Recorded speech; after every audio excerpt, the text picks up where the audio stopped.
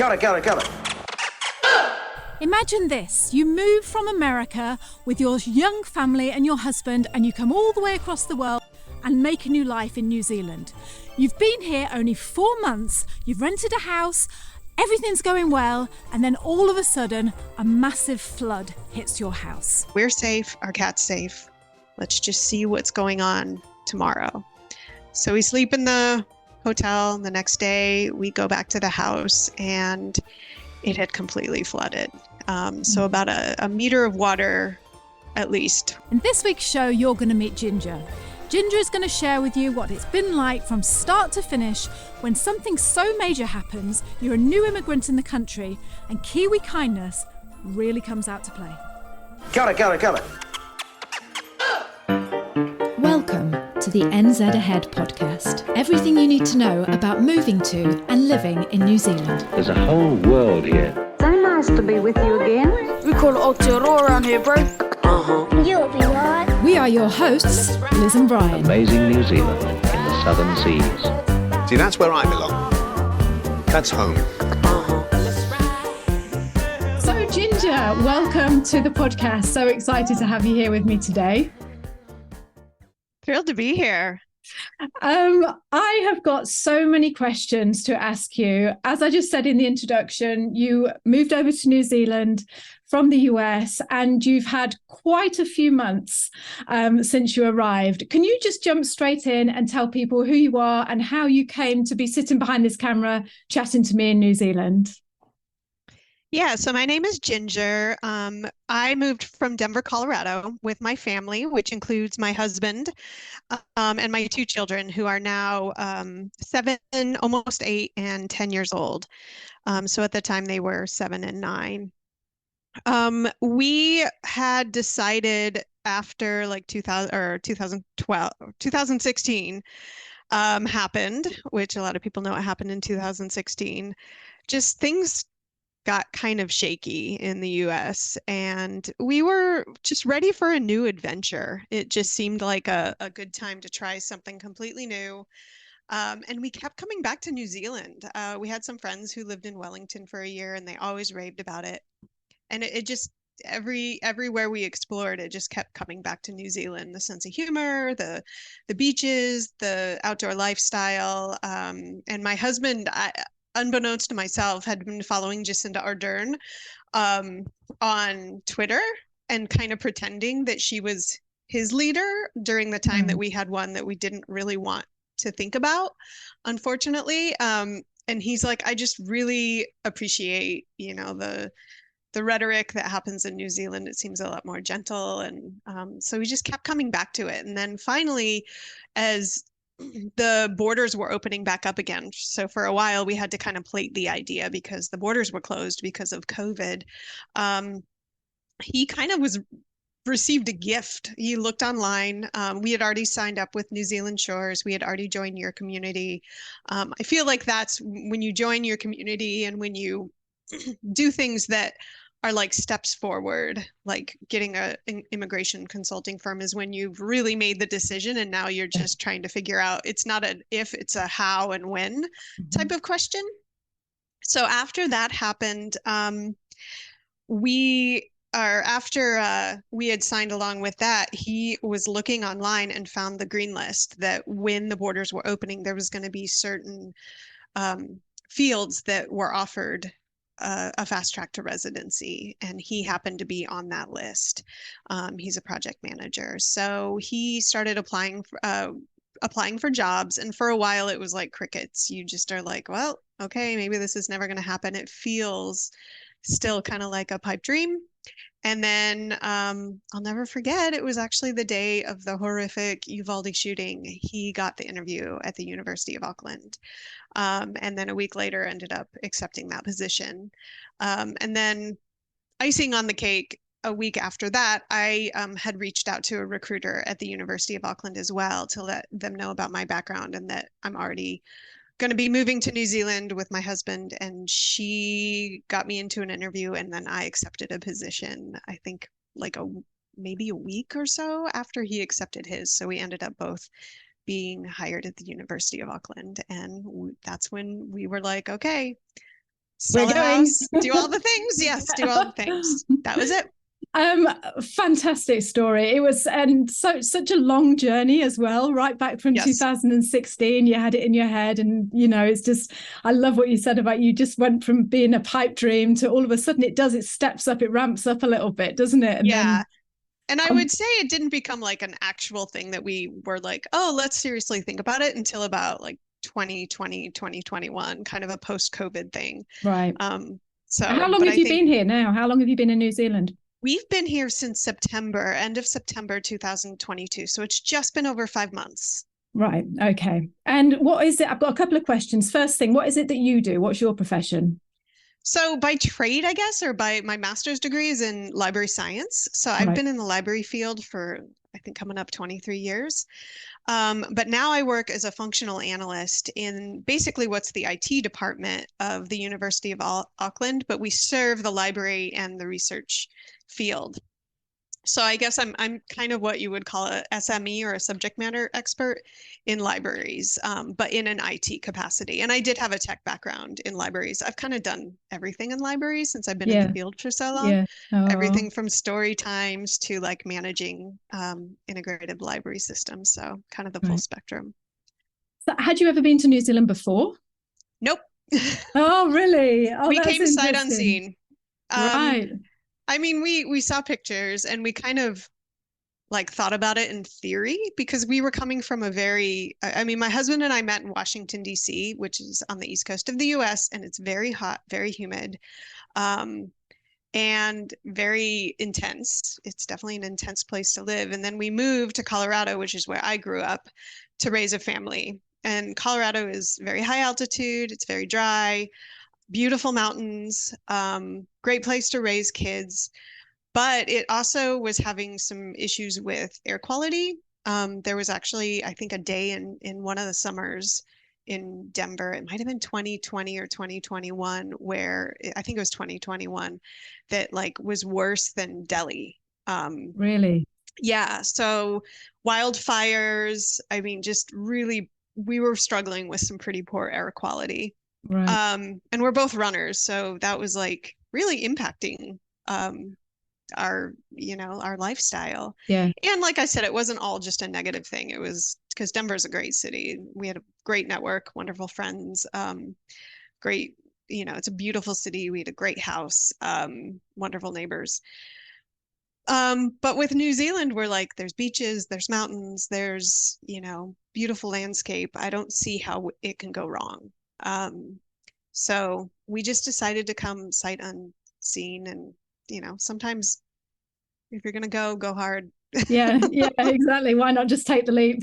Just take the leap. It's not like you hear people that I had not heard of a person say, I moved to New Zealand, I lived there, I hated it. It was all the opposite. Oh, we spent a year there. Oh, we spent 6 weeks there. We loved it. It's beautiful. So yeah, it just felt like that's what I always think. I'm like, there are a couple of people in our community that have come, it hasn't worked out for them, and they've gone back. And that's fair enough, but at least you've tried. I mean, you imagine never knowing, imagine living your life thinking, I wonder what it would have been like. And, so if you can get the opportunity and you're lucky enough to be offered a job and you're in that position, like you say, why not just go and see what, see what it's like. Right. Yeah, exactly. So just to clarify, Colorado, I mean, the pictures that you used to put up on the group, I would always be thinking, wow, it's just so picturesque. It's so beautiful, stunning scenery, great place to raise the kids. So it was mainly the political side for you, was it, that you just moved? Yeah, a lot of it was political. I mean, there is an issue of gun violence in the US. There is a lot of political turmoil and corruption, even on like the state level and the local level. As a librarian, I worked with the public, and there's big systemic failures on the local part. You get huge populations of people who are experiencing homelessness, and you just see a lot of trauma in the US. And it just, in a lot of ways, you just feel like people aren't being taken care of. And it was, in a way, you feel like you're abandoning those people, because as a librarian, we serve those people. We try to support all people in society. The library is a public space. But it's almost like the concept of like putting the oxygen mask on yourself before your child in the airplane, is that we kind of felt like we were losing our own oxygen. And in Colorado, you could almost argue that you are losing oxygen. Yeah, it's pretty high up. Yeah. And we had just been there a while, and we had like seen it and done it. I grew up there. And you know, I had lived in England for a year. My husband had traveled around the US and lived in different spots. So for us, it's a thing that we do. We had just never done it with children. Right. So that was the new factor. So you get a job. Greg gets offered a job in Auckland. So you arrive in Auckland. How did you find a house? How did all that go? What was that like? So what we did is we found on Trade Me. We were scouring Trade Me, and for those who don't know, Trade Me is kind of like Craigslist. It's kind of like a cross between Craigslist and eBay.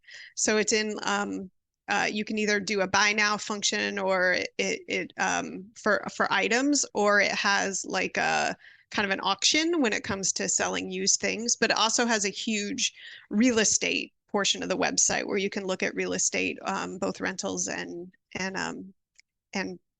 property to purchase. So we had seen one rental, and I didn't notice that it was furnished, and my husband did, and he's like, "There's a furnished rental, and it's for like 4 months." And so what we did is we applied for it. We told the people our situation. I think we had to borrow somebody else's Trade Me login because you have to have a New Zealand number. And so we got in touch with them, and they were actually living in the States in Rhode Island. She was doing a fellowship at Brown University. And so we did a Zoom call with them, and they met us, and they were like, "All right, so let's sign the lease." And we were like, "What? We just got a house." We were still living in the States. Hadn't received our visas. We were still kind of in transition.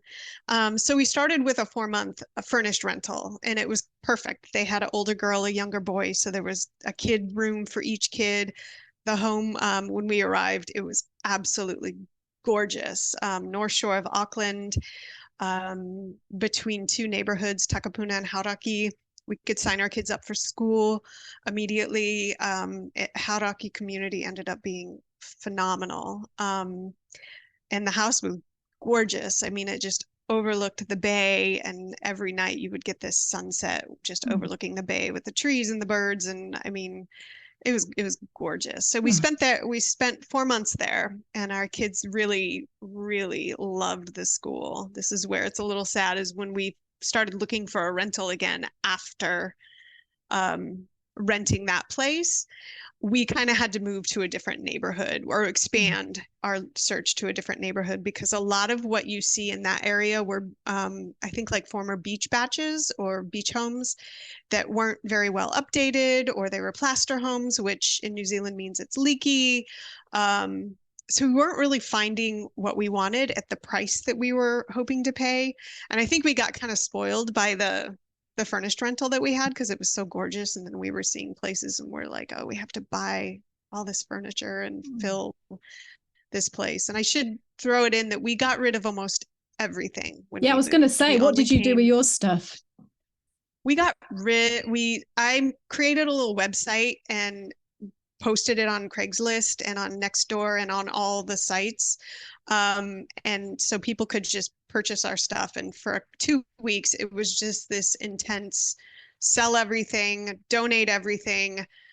It was kind of like the Marie Kondo life-changing magic of tidying up, big time. Just if I don't, and you'd have to do it in chunks. You're like, I want to keep this. And then the next round, you're like, okay, I guess I won't keep this, because you had to get it down to however many bins you're willing to airship. And they're about $400 American dollars a piece. So you're like, is this worth sending, or is it something that we can replenish for the $400 that it would cost with the exchange rate in New Zealand? So we pared it down to 8 bins and then luggage on the airplane. So that's why the furnished rental was so attractive to us. But then once we went from the furnished rental to an unfurnished rental, we had to purchase everything to refill the house. Yeah, but like you say, you take into the cost of what you've made on your old stuff, and then Right. And then you can apply it. And I'm really glad we did that. I know a lot of people do the shipping containers, but for us, we're like, we don't even know the size of ovens. We don't know the size of houses. We don't know if our furniture would fit. Would it really be worth the cost? How long will it take to get through customs? So we decided to just get rid of everything. And there were things that were really hard to get rid of. My husband, yeah, he had a Brunswick, which is like a Victrola that was from like 1917 that he got from his grandmother. And what is that? What is it? An instrument? It's an old like 78 player. Oh, okay. Like that you crank. Oh, it was gorgeous. Nice. And it still worked. And we had like 78s, and so that was a hard one to get rid of, but we ended up selling it to somebody who just is a recording engineer, like who just loves it. So there was a lot of, was it emotional just getting rid of all that stuff? Not as much as you would think. It was more, I think, when you kind of have a goal and you're like, we're going to get there and we're not going to have anything, you start to get into this kind of clinical mode where you're like, all right, just get it out. And also for that particular item, it went to somebody who was like, oh my gosh, I cannot believe I scored this. Like, I'm a horrible business person. I'm like, all right, I'm just glad it went to someone who loves it instead of the highest bidder.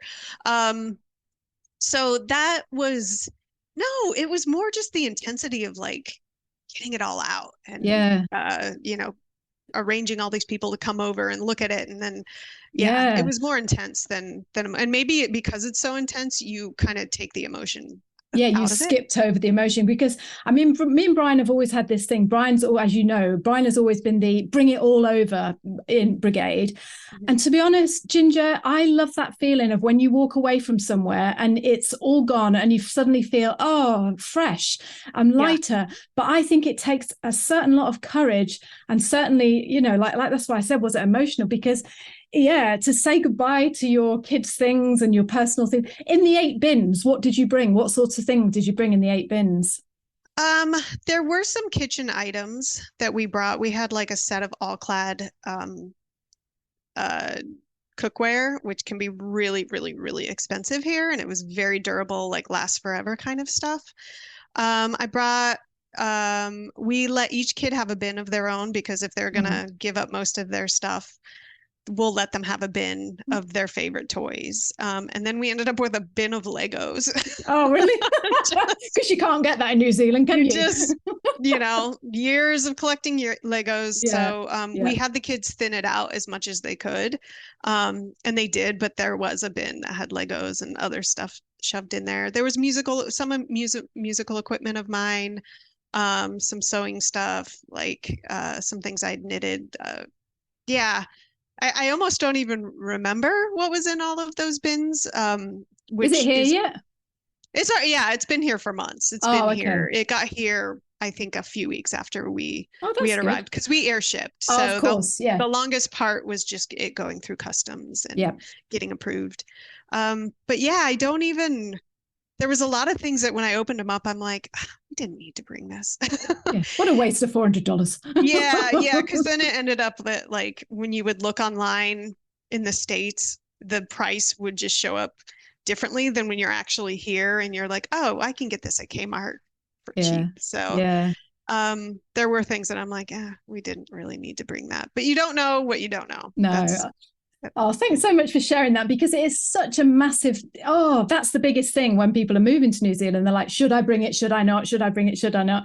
And on our community, on our Slack group, we've got purge, haven't we? Hashtag purge and then hashtag bring it. And so it's great to hear your side of the story. So let's move on. So you get to Auckland. You've been in your rental since you got there. You ended in January. The lovely furnished one, did it? It ended in December, a couple weeks before the holiday break. So and I think we extended out a week because the family who was moving back had other family they could stay with. So it was pretty flexible. And they were such a lovely family, and it was just really great to, like, we got to become part of their community, and get to know the kids that their kids knew. And interestingly enough, we still have not met them in person, but I think it'll definitely happen one day. Right.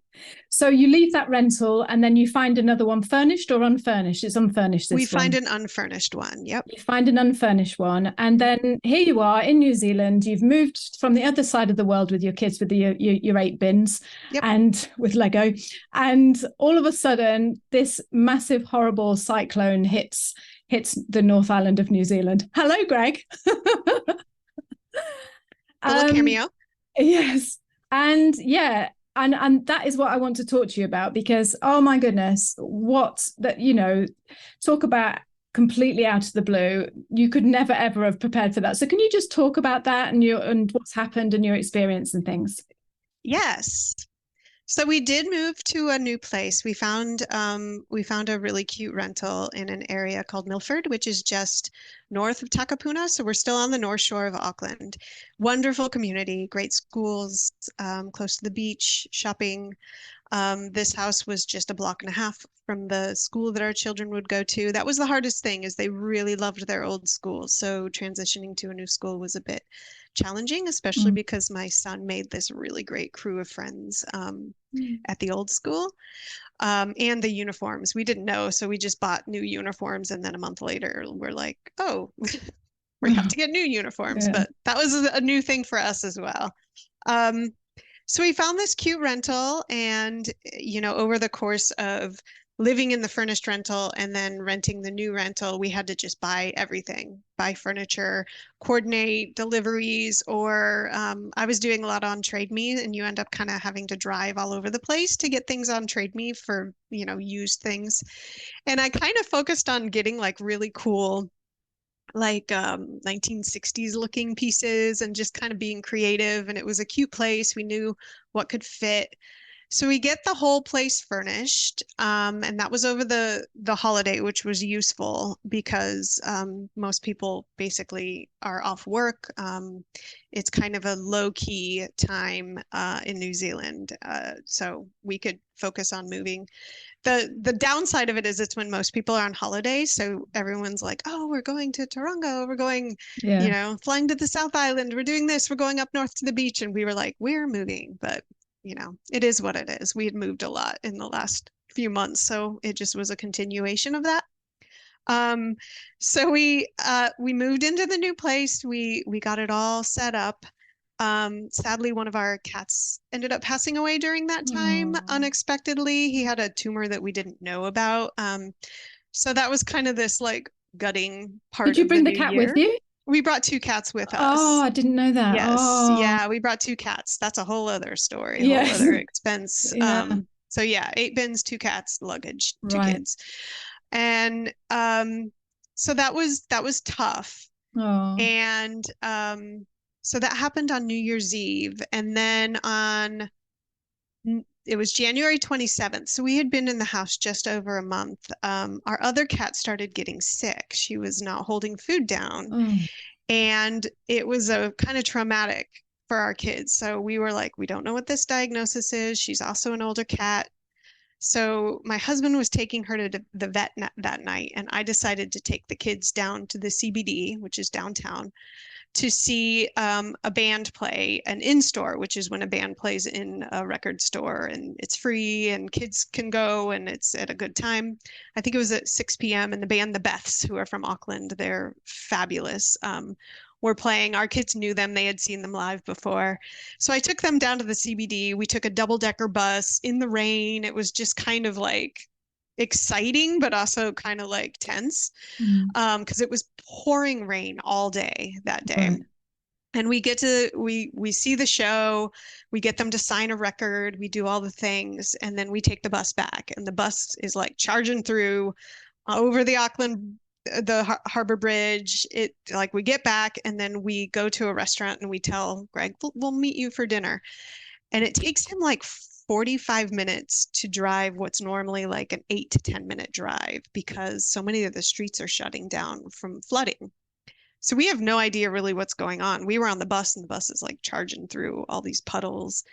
And finally, Greg gets there, we have dinner, and then we pull up to our rental, and there's about a meter of water. And he goes to check out the driveway, and he's like, I can't get into the home. The water is up to my waist. and he was shaken. He was visibly shaken. And so we just didn't know what to do. We were like, well, let's call around and see what hotels are open. Everything was booked up. There was an Elton John show that night. So it was either booked up because of the Elton John show, and then what we came to find out was people who are evacuating their homes. And we call around and we finally find a place, and it takes us like 30 minutes to get there because you can't find routes that are not flooded. And we check into a hotel and just sort of like, unfortunately, our cat was in the vet. They had to keep her overnight. So we just check into this hotel. And that night we were like, okay, we're safe. Our cat's safe. Let's just see what's going on tomorrow. So we sleep in the hotel. The next day we go back to the house, and it had completely flooded. So about a meter of water, at least.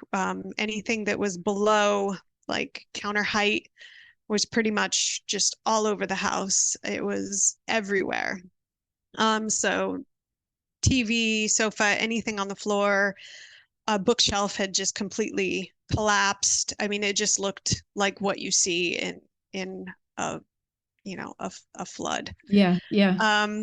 But a few bins that had not yet been unpacked, fortunately floated. I hope it was the Lego one. Actually, the Legos were stored up high. Fortunately, it was one that had a lot of not all of them, but a lot of my vinyl records. Oh, okay. So at first I thought I had a total loss of vinyl records, but I actually didn't have a total loss. I did have a few. So we decided, okay, let's just get out what we can, and then found out from our neighbor that our homes were being yellow stickered, which means that a sewer tank had failed in the floods, and our home was contaminated with sewer water. So it was basically, you could only save anything that you could completely desanitize. Because when you think about it, it's like poop water. It's disgusting. Yeah. So none of your furniture, none of your mattresses, even things that are wooden, it would penetrate. So we lost ultimately about 95% of our stuff. The only things we saved were the things that were above counter height, and clothes that we could wash with like a sanitizing bleach solution, shoes that we could wash. I still have some shoes, but they're like a different color than they were before, because we bleached everything. And fortunately, we had friends who we actually met on the Slack forum, who we had, their daughter babysits for our daughter who lives just in Takapuna. And they had a whole ground floor where they had a bed and sofas, and they let us stay with them until we could figure out what we were going to do. Is that Nikki? No, it was actually Jason. Oh, really, and Mariel Jason? Oh, yeah. lovely. Oh. And then Nikki took our kids for a day when we needed to go do sort of a cleanup assessment. We had to buy gum boots, and we bought the like really good gum boots, which are called the Red Bands. And we still have Kiwis who compliment us on going for the good gum boots, like right off the bat. So we kind of became like, we got some Kiwi credibility points in our gum boots. Every cloud and all that. Yeah. We learned about the good. Well, it's one of the few pairs of shoes I have now, so I might just be wearing them everywhere. So that's what happened, is we got rid of everything. We moved to New Zealand, we bought everything, and then we lost everything. Oh, Ginger. Oh my gosh. So how long were you out your house for? How long were you staying with Justin for? We were with them for a week. And what was so great about them is they were, we went to laundry mats and we were doing laundry and just, kind of putting the kids in whatever camp was available, and or with Nikki or with other people who could watch them. Another old neighbor of ours whose two kids she has three kids, but two of them were in the classes with my kids and became really good friends. She took them overnight. I mean, people just really rallied. We had neighbors we had never met, people from their camp program who had lived on the same street, who were also going through their own issues, like, what can we do to help? Like, that's all that I heard, were people saying, what can we do to help? What can we do? What can we do? Instead of like, well, they'd want to make sure, did you have insurance? Are you going to be okay? But it wasn't in a judgmental way, like, well, you should have had insurance. We did have insurance, so it was going to cover a good chunk of what we had lost. However, in situations where people didn't, I never heard people say anything. And I'm sure they do in some places, but I never heard, even in like online comments, which can be, you know, the wild west of negativity. I just heard people say, what can we do to help? And there were community after, so a week later, the cyclone hit, or a couple of weeks later, we had the cyclone. And fortunately, since we were staying with Jason, we just prioritized find a new place to rent because we knew it's already tight in Auckland. And we knew now with so many people displaced, it was going to be even tighter. And that's where we had a huge strike of luck is we found a place. I think there were a few people looking at it. We applied for it. We chatted with the person who was representing the owner, and we got it just within a few days. And after having looked for weeks and weeks for the other place, it just felt like we had hit the lottery. Yeah. And it was still, the kids could be in the same school. The location was even better. It's like 3 blocks from the beach, right by the shopping center. So that just felt like, whoa, what just happened? And then the University of Auckland put us up in overflow student housing for a week as well. So we were actually not in our current place for about 2 weeks. And then once we moved in here, the cyclone hit. So we fortunately had nothing go on other than like some leaks in the house, some roofing things, but the landlord took care of that. Greg rigged up some contraptions to collect the rainwater. We had everything propped up. We probably looked like crazy people with like getting all of our shoes propped up just because we had been through it before. And so yeah, those bins were used as like prop everything up bins. Yeah, that's kind of what happened. And now we're just resettling in a new home. You seem so, I don't know, I imagine that if I'd been through something like that, I'd be like so, traumatized. You seem so light about it. I mean, I'm sure it wasn't at the time. I know that, but I think I've been through, I mean, I had a full throttle panic attack through, when we were in temporary housing and the kids were going crazy. I mean, it's definitely up and down, but now that we've been through it and we're back, like just settling into a new home and things are kind of gaining an equilibrium, it just shows like, I don't know. Some people, their whole lives are devastated. Their homes that they've been in since they were a child were devastated. They didn't have insurance for one reason or another. They couldn't afford it. We are just really fortunate. We could go through something like this and land on our feet and ultimately be okay. Yes, there was trauma. Yes, there's anxieties that our kids have. That still my son's like, I don't know if I want to make friends because I don't know if I have to move again. Like there's things that are really, really challenging about it.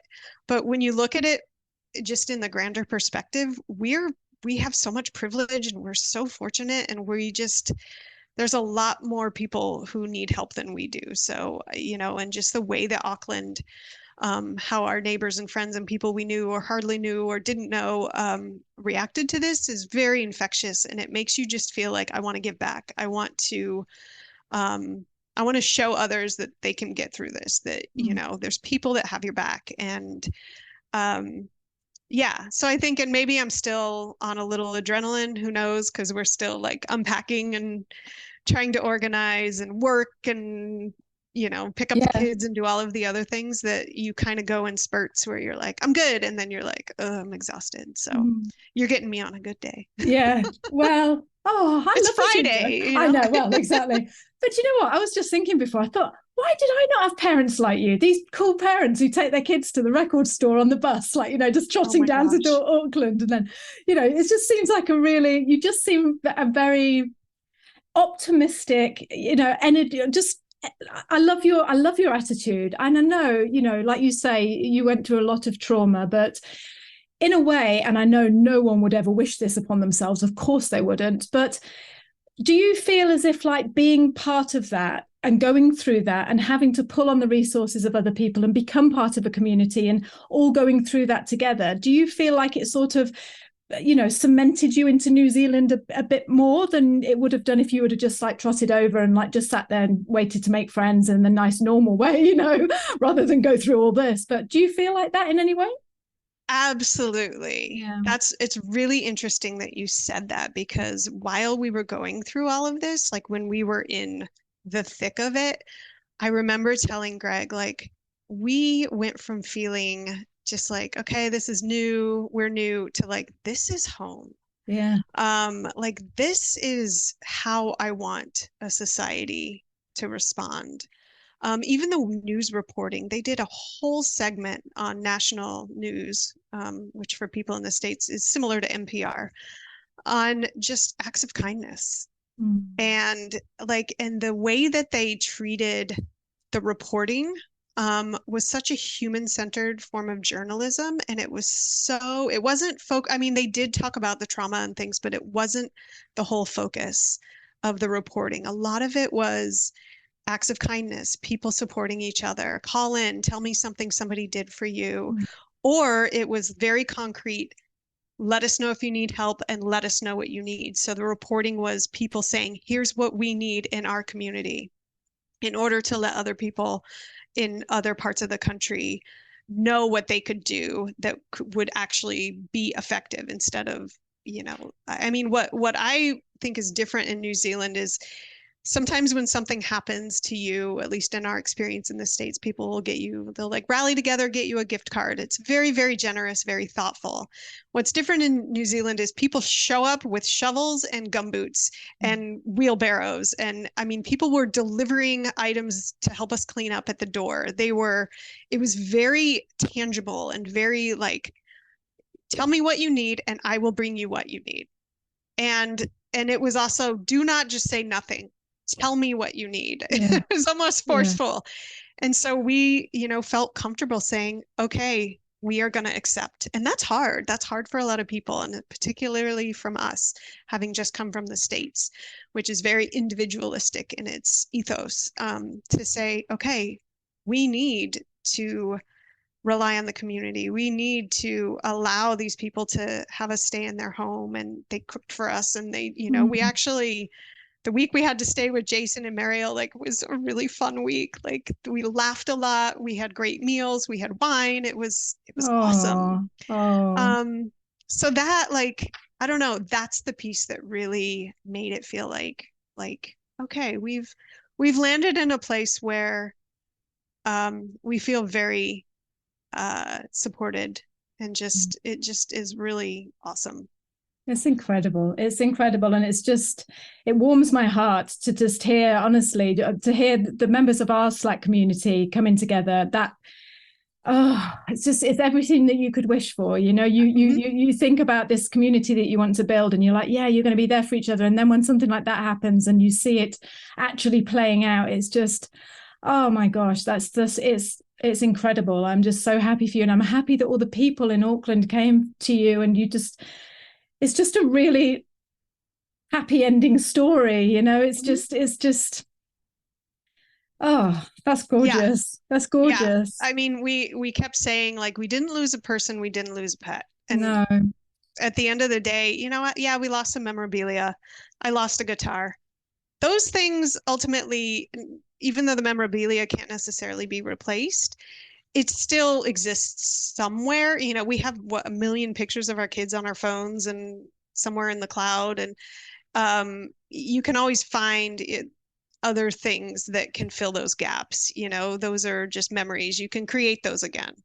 But people and pets and humans, you can't replace those. So, and what we got out of this was we got to know a family better that now feel like close friends. We got to know a community in a neighborhood that, now our kids go to school with other kids who have been impacted by the flood. So there's solidarity in that. So they can kind of navigate their trauma and anxiety together.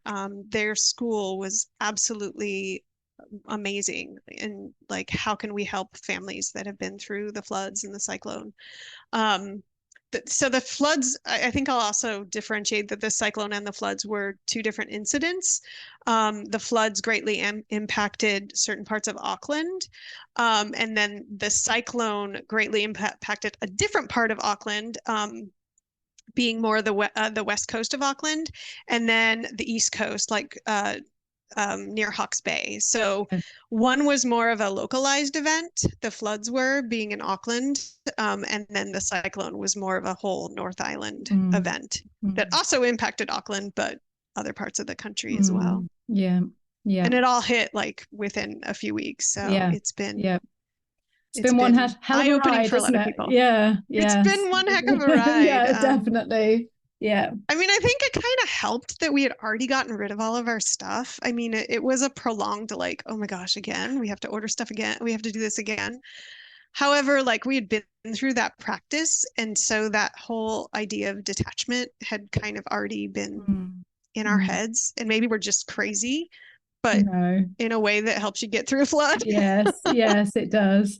And this is before I let you go, because I know you've got a meeting to get to after this, but like I say, I know I keep using the same word, heartwarming, but it makes your heart go, ooh, and just like, it fills you, doesn't it? But I know I probably already know the answer to this, but was there any time that you just thought, oh, sod this, I want to go back to America. I didn't sign up for this, like, no. I thought that was going to be the answer. No, we had in the US, there was, I mean, it was just the winter before we moved to New Zealand. An entire neighborhood of 1,000 homes burned down, which was not far from Denver. It was right outside of Boulder in Superior community. 1,000 homes burned down. I mean, floods are bad, but fires, you can't save anything in a fire. Everything's gone. So it can happen anywhere. I think that was another piece. And it, we've joked that we came to Auckland for an adventure, and it gave us an adventure. And we've also joked that it would take an act of nature to clean our daughter's room, and nature did her thing. So, our daughter is like a kind of a messy kid, and now like all of the little tiny like things that she had are gone, and I'm kind of happy about that. But don't tell her that. We won't show her the interview. No, we won't.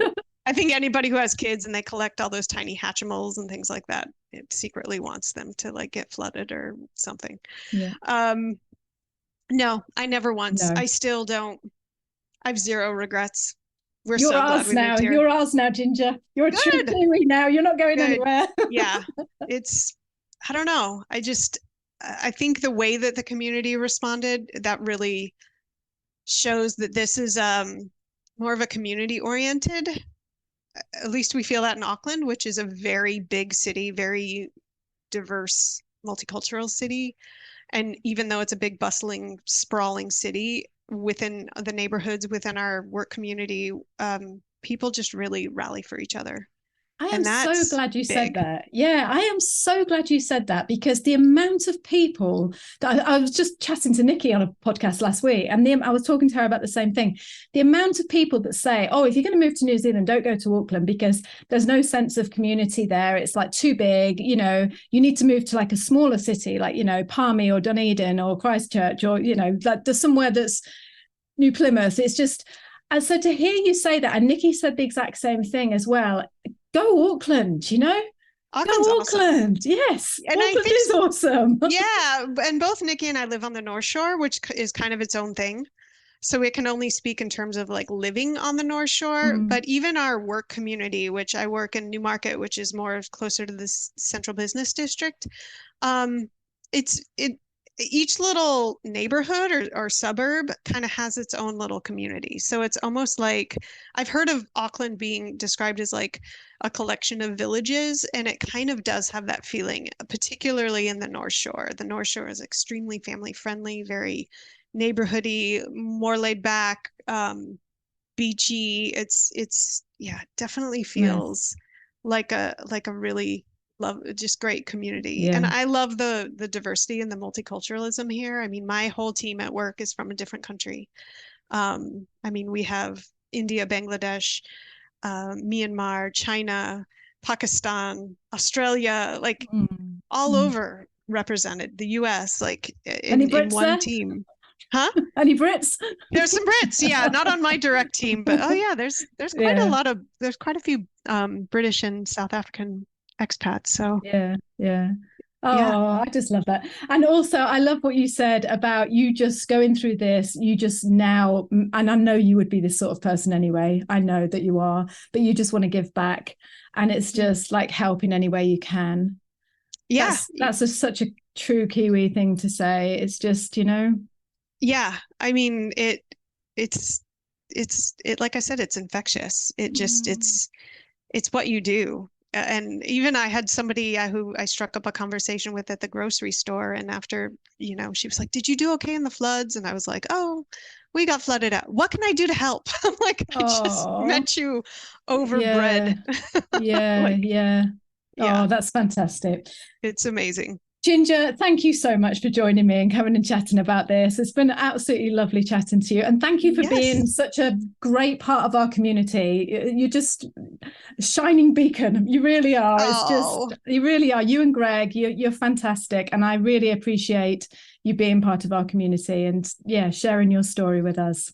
Oh, we owe you heaps of gratitude I said heaps. Oh my gosh. You're Kiwi. Here we go. Yeah, here we go. It's happening. You got your red bands on.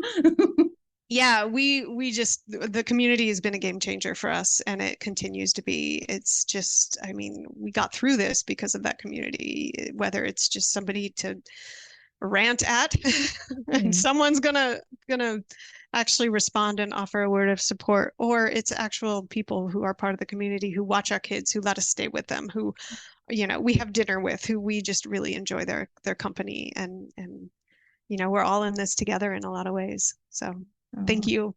Oh no, thank you so much, Ginger, and give my love to Greg, and I'll speak to you soon. All right, talk to you soon. Bye, darling. Bye.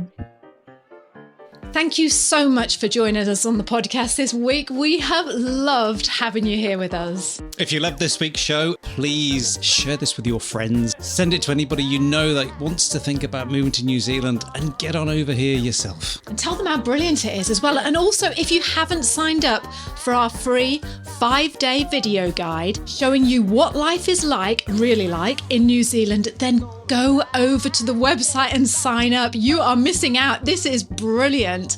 Go over to www.nzahead/free and we will send you 5 days worth of videos about what life is like in New Zealand. You are going to love it. So one more time, that website that you need to sign up for the free 5-day guide is www.nzahead/free. So we're going to see you next week. Until then, have a great week and we'll speak to you soon. Bye. Bye. Say bye again. Bye. Bye.